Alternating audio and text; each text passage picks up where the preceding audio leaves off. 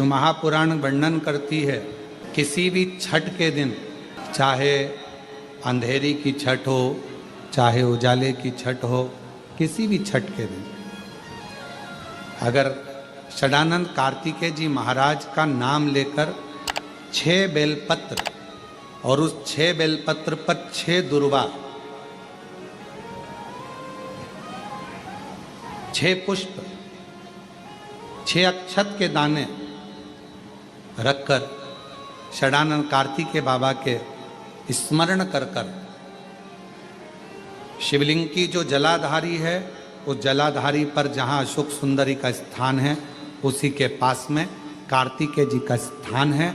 किसी भी छठ पर यदि आप बाबा को वो बेलपत्र, वो दुर्वा, वो पुष्प, वो अक्षत का दाना 6 समर्पित करते हैं, किसी भी छठ के दिन, षष्ठी के दिन स्कंद भगवान का नाम लेकर, स्कंदेश्वर बाबा का नाम लेकर, कार्तिकेय बाबा का नाम लेकर यदि समर्पित करते हैं तो जिंदगी में कितना भी कर्जा हो, वो कर्जा 3 महीने के अंदर समाप्त होता ही है। कितना भी कर्जा, आप अपनी पूर्ण ऊर्जा के साथ में शिव महापुराण की कथा कहती है, 6 बेलपत्र, 6 पुष्प, 6 दुर्वा, 6 चावल के दाने और साथ में अपना परिश्रम पूर्ण करो। छठ के दिन स्कंद भगवान का नाम लेकर, स्कंदेश्वर का नाम लेकर भगवान शंकर के जलाधारी पर समर्पित करो, शिव जी से प्रार्थना करो और अपनी मेहनत को 4 चांद लगाओ। कर्जा चूकेगा जरूर, समाप्त जरूर। हम ईश्वर को जानेंगे कैसे, हम ईश्वर को पहचानेंगे कैसे, हम शंकर को पहचानें कैसे? भगवान तो आएगा हमारे दुख को मिटाने के लिए, हमारे कष्ट को मिटाने के लिए, हमारी तकलीफों को दूर करने के लिए। पर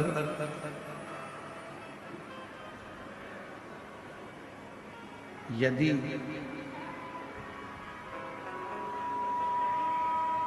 मान लो परमात्मा आ भी जाए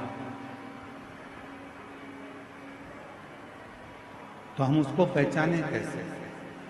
और यही संवाद रामचरितमानस के अंतर्गत भी आया,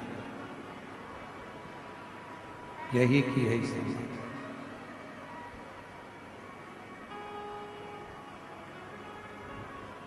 मातंग बाबा से शबरी अम्बा ने, माँ शबरी जी ने मातंग बाबा से ये प्रश्न किया।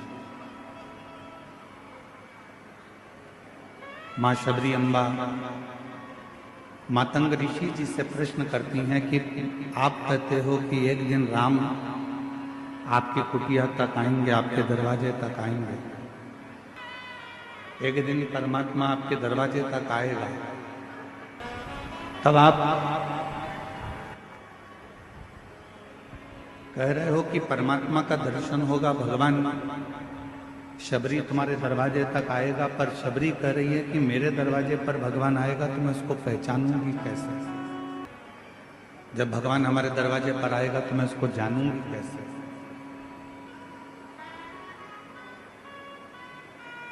हम उसको पहचान कैसे पाएंगे, हम उसको जान कैसे पाएंगे?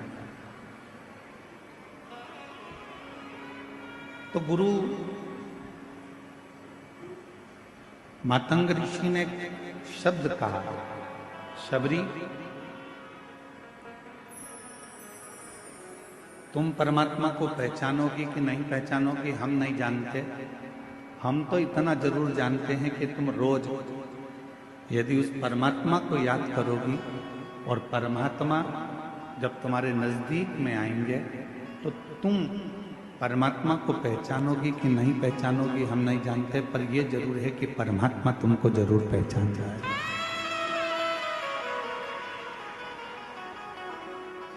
भगवान तुमको जरूर पहचानेगा, परमात्मा तुमको जरूर जान जाएगा। हम क्या प्रयास करते हैं कि हम ईश्वर को जानें? हम क्या प्रयास करते हैं कि हम भगवान को जानें? हम प्रयास करते हैं कि हम ईश्वर को पहचानने का प्रयास करें, हम ईश्वर को जानने का प्रयास करें, हम भगवान को जानने का प्रयास करें, हम शिव को जानने का प्रयास करें। पर शिव महापुराण की कथा कहती है कि आप भगवान का इतना भजन करो, आप भगवान की इतनी भक्ति करो, आप परमात्मा का इतना मंत्र जाप करो, आप परमात्मा का इतना मंत्र स्मरण करो, आप भगवान का इतना नाम जाप करो, इतना स्मरण करो कि आप भले ईश्वर को ना जान पाए पर ईश्वर आपको पहचान जाए कि ये मेरा भक्त है जो दिन रात मुझे पुकारता रहता है।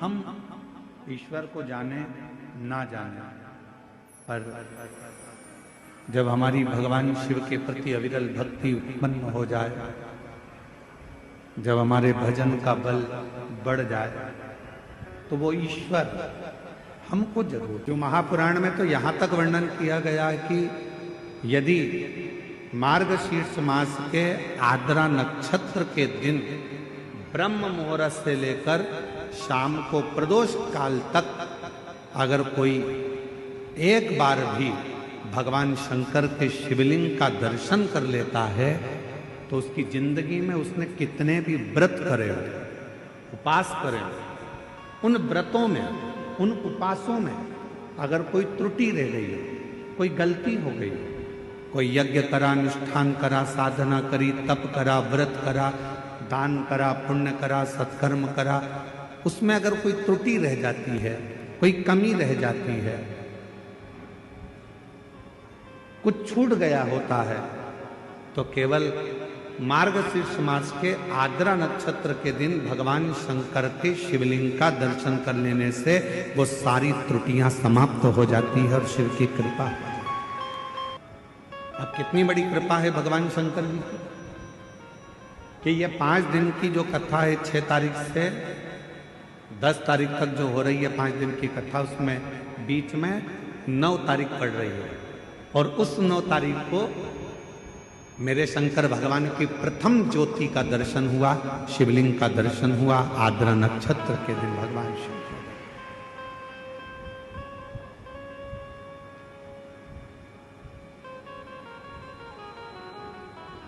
हम निवेदन करेंगे सभी सनातनियों से, सभी शिव भक्तों से, चाहे आप राम जी की आराधना करते हो, चाहे आप भगवान ब्रह्मा की आराधना करते हो, चाहे आप कृष्ण की आराधना करते हो, चाहे आप किसी भी देवी देवता की आराधना करते हो, पर 9 नवंबर आद्रा नक्षत्र के दिन मार्गशीर्ष मास के अंतर्गत 9 नवंबर को आद्रा नक्षत्र में शंकर जी के मंदिर में जाकर दर्शन एक बार अवश्य करो और भगवान शिव की कथा का रिस्पान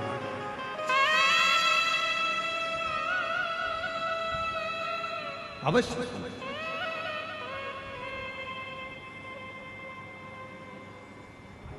और शंभु शरणे मांगू घड़ी दुख काटो दया कर दर्शन। शिव की आराधना का सुख कहीं ना कहीं भगवान ऐसी कृपा करता है, शिव ऐसी करुणा करते हैं, भगवान शंकर ऐसी दया करते हैं, ऐसी कृपा कर देते हैं कि आपको शिव अपनी ओर खींच लेते हैं। अभी आशीष जी कह रहे थे अपने व्याख्यान में कि गुरुजी ने ये करा है कि सबके गले में, सनातनियों के गले में रुद्राक्ष रहे। हमारा एक लक्ष्य है, सर्वे भवन्तु। कैंसर जैसा रोग इतना बढ़ रहा है, पहले तो इक्का दुक्का कहीं पूरे प्रदेश में 1 या 2 मिलते थे, प्रदेश में, जिले में कहीं एक आध मिल गया तो मिल गया, फिर धीरे धीरे तो इतना बढ़ गया कैंसर जैसा रोग कि जैसे बुखार आ गया। हर 8, 15, 20 घर छोड़कर हर एक गली के अंतर्गत मोहल्ले में कोई ना कोई को सुनने को मिल जाता है कि उनके रिश्तेदार को ये बीमारी हो गई। कौन ने सुनी थी किडनी और लीवर की बीमारियां?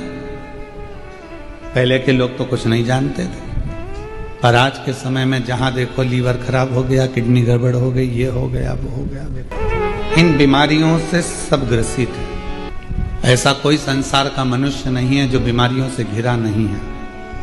पर जिसने, और हम फिर कहेंगे कि सीहोर वाले महाराज पर विश्वास भले मत करना, पर शिव पुराण पर, स्कंद पुराण पर विश्वास करना, पढ़ना। उसमें लिखा है शरीर का ऐसा कोई रोग नहीं। शंकर भगवान स्वयं जगत जननी अम्बा को उमा संहिता में कहते हैं, पार्वती मनुष्य देह के अंतर्गत कली काल में शरीर का ऐसा कोई रोग नहीं जिसको मेरे अश्रु से प्रकट हुआ रुद्राक्ष मिटा नहीं सकता। एक मुखी से लेकर 14 मुखी रुद्राक्ष का वर्णन शिव महापुराण में है। एक मुखी से लेकर 16 मुखी तक रुद्राक्ष का वर्णन स्कंद पुराण में है। ऐसा कोई रोग नहीं है जिसका निवारण रुद्राक्ष नहीं करता हो। ये शिव कह रहे हैं, सीहोर वाला महाराज नहीं। शिव महापुराण में भगवान शंकर स्वयं कह रहे हैं, पार्वती धारण करो शरीर पर। शरीर में अगर ज्यादा रोग है तो उसको तांबे के कलश में गलाकर वो जल शिव जी को चढ़ाओ, चढ़ाकर आचमन करो। पूरी दुनिया में केवल एक सीहोर का रुद्राक्ष ऐसा है जिसको रिसर्च सेंटरों में 1000 बार रिसर्च मारा गया है, केवल सीहोर के रुद्राक्ष कि आखिर ऐसा क्या हो रहा है कि इतने पत्र भरे पड़े हुए हैं, लोगों को संतान हो रही है, किसी का किडनी, किसी का लीवर, किसी का थायराइड सब ठीक हो रहा है, किसी का चर्म रोग ठीक हो रहा है।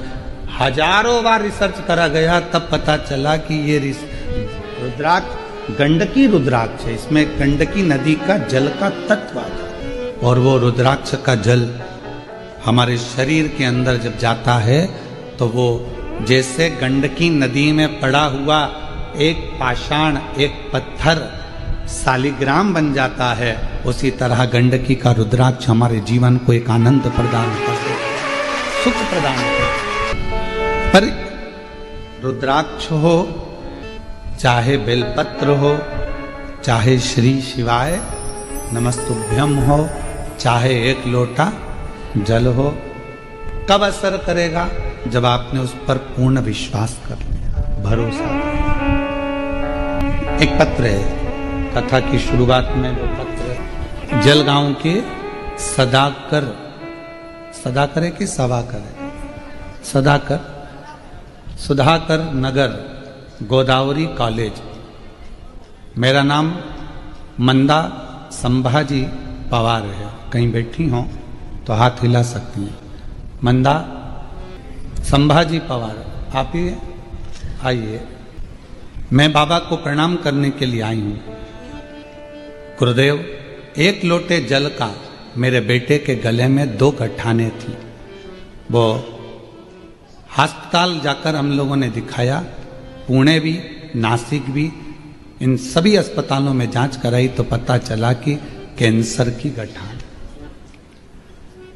अब कैंसर की गठान सुनकर दिल तो रो दिया। तब पता चला कि कैंसर की गठान है। इतना तकलीफ हुआ कि बेटे को और गले में 2 कैंसर की गठान। हम पुणे दिखाए, नासिक दिखाए, सब जगह दिखाए। ऑपरेशन ना कराऊं, कुछ ऐसा हो जाए कि मेरा कैंसर ठीक हो जाए। तब एक बहन जी ने बताया कि गुरुजी सीहोर वाले पंडित प्रदीप मिश्रा 9:15 रात्रि का एक उपाय बताते हैं, जो रात को 9:15 पर किया जाता है। और यदि वो उपाय सटीकता से अच्छे से अगर करा तो निश्चित है कि आराम मिलेगा।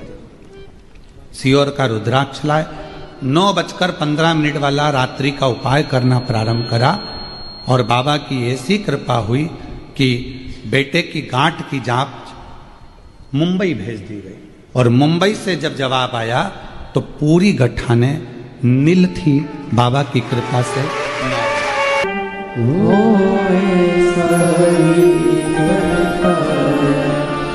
नहीं खाली उसे लौटाया, वो मन ही मन हर्षाया, कर दिया काशी वाले। दीदी कह रही हैं, जिस बेटे को हुआ था उसके पिताजी को भी कैंसर हुआ था। और दोनों को डॉक्टर ने ऐसा कैंसर बताया था कि वो ठीक नहीं हो सकते थे, पर दीदी कह रही हैं आज दोनों कैंसर मुक्त हो गए बाबा की ये पार्वती मैया का प्रागट्य हो। माँ जगत जननी जगदम्बा अम्बा पार्वती का प्रागट्य, माँ पार्वती जी का प्रागट्य। हिमालय राज की नगरी में आनंद समाहित हो रहा, पूरी नगरी।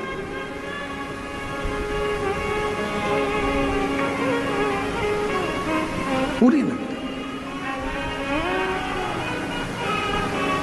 सूचना मिल गई भगवान देवाधिदेव महादेव को कि पार्वती जी का प्रागट्य हुआ।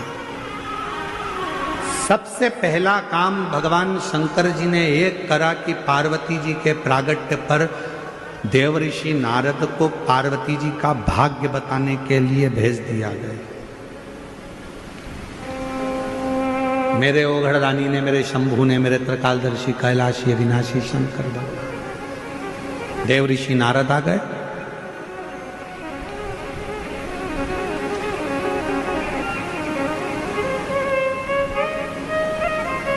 मैनावती की गोद में पार्वती जी थी। देव ऋषि नारद जी ने जैसे ही देखा तो उनका भाग्य बताना प्रारंभ किया। इनको जो पति मिलेगा वो भस्मी रमाने वाला, जटाजूट बांधने वाला मिलेगा। तुम्हारी पुत्री पार्वती को जो पति मिलेगा वो नग्न वेशधारी मिलेगा। और फिर निवेदन है, भाग्य बताने वाले तो दुनिया में ढेर मिल जाएंगे, पर भाग्य बनाने वाले ढेर नहीं मिलेंगे। भाग्य बनाने वाला तो देव अधिदेव महादेव ही।